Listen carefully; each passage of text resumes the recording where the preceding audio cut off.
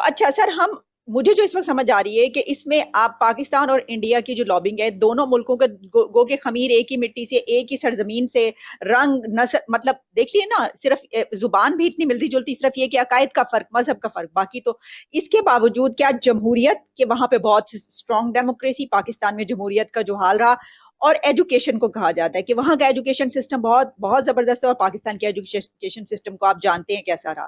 आप समझते हैं कि ये दो सबसे ज्यादा ऐसे स्ट्रॉन्ग पॉइंट्स हैं जिनकी बिना पर ऐसा होता है? बिल्कुल बिल्कुल। एक मैं जो आखिरी पॉइंट पे आ रहा था, अब मैं यहां बताना चाहूंगा कि एजुकेशन का स्टैंडर्ड वहां से ज्यादातर जो लोग आते हैं तालीम के लिए आते हैं, पढ़ने लिखने के लिए आते हैं, और उनका एजुकेशन बैकग्राउंड होता है वहां से। हमारी ज्यादा माइग्रेशन जो पाकिस्तान से हुई इकोनॉमिक बेस्ड हुई, उनकी एजुकेशन बेस पे है। एक तो वहां पे हमसे वो बाजी ले जाते हैं।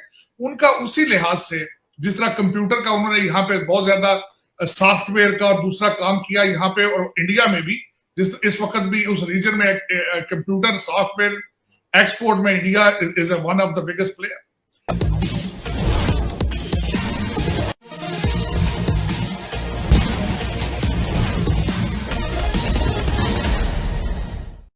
पाकिस्तानी मीडिया में यह चर्चा हो रही है कि भारतीय डॉक्टर्स और इंजीनियर्स का अमेरिका सहित पूरी दुनिया में बोलबाला है। आज आईटी में भारतीय तो बेताज बादशाह बने हुए हैं, और जहां भी भारतीय जाते हैं वे अपनी राष्ट्रीयता नहीं भूलते। दूसरी तरफ पाकिस्तानी केवल पैसा कमाने और भ्रष्टाचार में लगे रहते हैं, तो फिर वे भारत का मुकाबला कैसे कर सकते हैं? इसी पृष्ठभूमि में हो रही पाक मीडिया की परिचर्चा आइए आप भी सुने। तो अच्छा सर, हम मुझे जो इस वक्त समझ आ रही है कि इसमें आप पाकिस्तान और इंडिया की जो लॉबिंग है, दोनों मुल्कों के गो के खमीर एक ही मिट्टी से, एक ही सरजमीन से, रंग नस्ल, मतलब देख लिए ना, सिर्फ जुबान भी इतनी मिलती जुलती, सिर्फ ये कि अकायद का फर्क, मजहब का फर्क, बाकी तो इसके बावजूद क्या जमहूरियत के वहां पे बहुत स्ट्रॉन्ग डेमोक्रेसी, पाकिस्तान में जमहूरियत का जो हाल रहा, और एजुकेशन को कहा जाता है कि वहां का एजुकेशन सिस्टम बहुत बहुत जबरदस्त है, और पाकिस्तान के एजुकेशन सिस्टम को आप जानते हैं कैसा रहा। आप समझते हैं कि ये दो सबसे ज्यादा ऐसे स्ट्रॉन्ग पॉइंट्स हैं जिनकी बिना पर ऐसा होता है? बिल्कुल बिल्कुल। एक मैं जो आखिरी पॉइंट पे आ रहा था, अब मैं यहां बताना चाहूंगा कि एजुकेशन का स्टैंडर्ड वहां से ज्यादातर जो लोग आते हैं तालीम के लिए आते हैं, पढ़ने लिखने के लिए आते हैं, और उनका एजुकेशन बैकग्राउंड होता है वहां से। हमारी ज्यादा माइग्रेशन जो पाकिस्तान से हुई इकोनॉमिक बेस्ड हुई, उनकी एजुकेशन बेस पे है। एक तो वहां पे हमसे वो बाजी ले जाते हैं। उनका उसी लिहाज से, जिस तरह कंप्यूटर का उन्होंने यहाँ पे बहुत ज्यादा सॉफ्टवेयर का और दूसरा काम किया यहाँ पे, और इंडिया में भी इस वक्त भी उस रीजन में कंप्यूटर सॉफ्टवेयर एक्सपोर्ट में India is one of the biggest player. India के लिए ये कहना चाहिए कि उनका देखिए कि वो किस तरीके से, जब इस तरीके से वो वाली लैंग्वेज, फॉरेन लैंग्वेज बचपन से ही बोलते हुए आगे जाते हैं, तो वहां पर जाकर वेस्ट में उनको कोई प्रॉब्लम नहीं होती कम्युनिकेट करने में। फिर ये कि उनका एजुकेशन सिस्टम इतना अच्छा, फिर ये कि उनकी जमहूरियत इतनी जबरदस्त, फिर उनकी ट्रेनिंग्स इतनी आला, ये सब कुछ बहुत फर्क है दोनों मुल्कों में, हम जानते हैं। और फिर मुआशरत का भी सर, वो साजिद साहब, मैं तो इसमें ये भी ऐड करूंगी कि उनका जो माइंडसेट है वो दूसरों को एक्सेप्ट करने का है। हमारा माइंडसेट तो, हम तो अपने परफॉर्मिंग आर्ट्स को ही एक्सेप्ट नहीं करते ना, हम तो बहुत सारी चीजों को बुरा कहते हैं। अभी तक हम उन चीजों से नहीं निकल पाए, जबकि वो इसको, तो ये सब चीजें इसमें करती हैं। लेकिन इसी के तनाजुर में अगर हम देखें इस वक्त, आप जानते हैं कि वैंडी शर्मा ने कुछ इस तरह की बात की, तो क्या क्या देख रहे हैं आप पाकिस्तान को, वहां पे कहाँ खड़ा हुआ देख रहे हैं?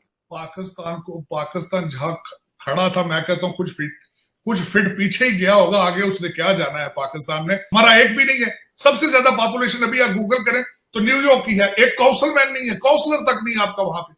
तो ये किसने फिक्स करना है? और इंडिया के काउंसलर्स होंगे, मतलब काफी बड़ी तादाद वहां पे इंडियंस की होगी। इंडियन है।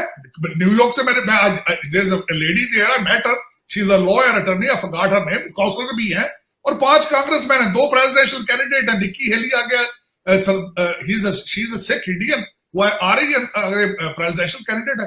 भाभी जिंदल प्रेसिडेंशियल कैंडिडेट था, और कई यहाँ पे फिर रहे हैं। लेकिन ये कि हमारा कोई नहीं, क्योंकि हम सिर्फ डॉलर कमाते हैं, डॉलर, हमारी बात डॉलर से शुरू होती है, डॉलर पे खत्म हो जाती है।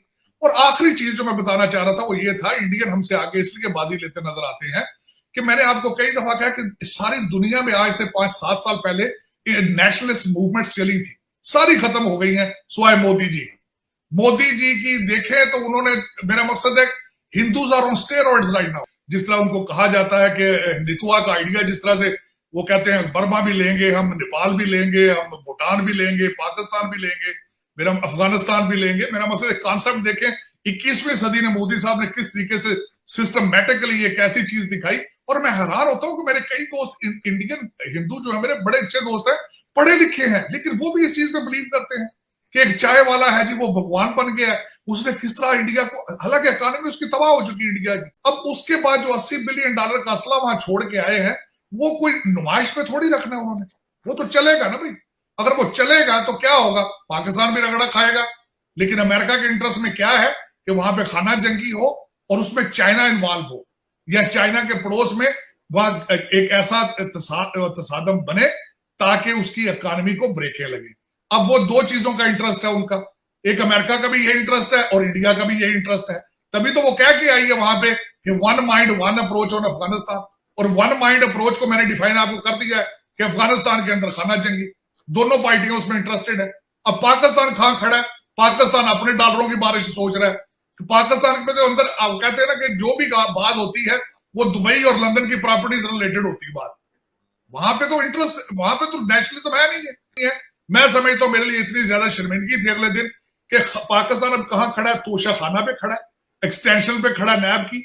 और दूसरी मुझे सबसे ज्यादा अफसोस बात ये हुई अगले दिन, आपके ISI के चीफ चेंज हुए हैं और वो इतनी बड़ी खबर है पाकिस्तान की जिसके हद को नहीं। मेरा एक क्वेश्चन मार्क है, आपको पता है इंडिया का इस वक्त कौन इंचार्ज है रहा का? आपको पता है अमेरिका का इस वक्त CIA का FBI का इंचार्ज कौन है? ऑस्ट्रेलिया का कौन है? इंग्लैंड का कौन है?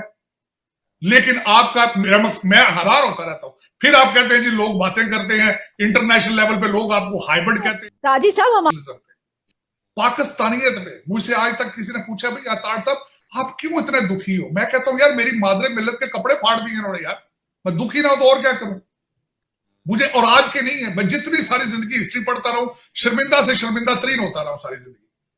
73 साल की 1947 से शुरू हो गई थी ये गेम सारी, और उसमें मुझे अभी तक कोई रिलीफ नजर नहीं आ रही। मेरा दुख इस बात का है कि उसमें रिलीफ नजर नहीं। मुझे रिलीफ जिस दिन नजर आई मैं शायद खुद चला जाऊं पाकिस्तान, मैं खुद जाके अपनी मादरे मिल्लत को सर्व करूं, लेकिन यह कि मुझे कोई रिलीफ नजर नहीं आती। पाकिस्तान को खाया जा रहा है। और एक मजे की बात यह है कि खाने के लिए अलायंस बन चुका है, इत्तेहाद कर लिया गया है एस्टेब्लिशमेंट ने और सियासतदानों ने। कि मुझे पता चला है कि काफी अरसे से जो प्रेसिडेंट शी है उन्होंने खान साहब से बात नहीं की, प्राइम मिनिस्टर से। ना सिर्फ यहां से आपके जो बाइडन नाराज है, चाइना भी नाराज है। चाइना अब अगले दिन मैं बल्कि एक पूरा विलाग इस पे करना चाहूंगा कि वो ग्वादर छोड़ के अब कराची चले गए।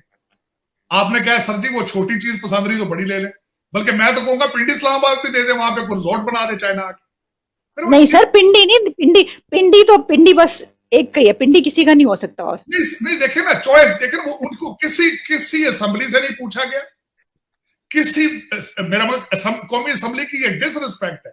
उनसे कंसेंसस लेने चाहिए थे कि जी ग्वादर पहले दिया 40 साल के लिए, वो अब कराची भी मांग रहे हैं, दे या ना दे। लेकिन बस इस तरह मुल्क चलते। मुझे ये बताएं कि मिडिल ईस्ट तो पहले ही वो शहजादे चलाते हैं जिस तरह उनके बाप की प्रॉपर्टी है, तो यहां पे क्या हो रहा है? यहां भी तो यही हो रहा है। किसी मेरी मादरे मिल्लत की रिस्पेक्ट ही कोई नहीं है। आप अगर हमसे जुड़ा रहना चाहते हैं तो कृपया मेरे चैनल को सब्सक्राइब करें तथा बेल आइकन भी दबा दें ताकि नई वीडियो की जानकारी तुरंत आप तक पहुंच जाए।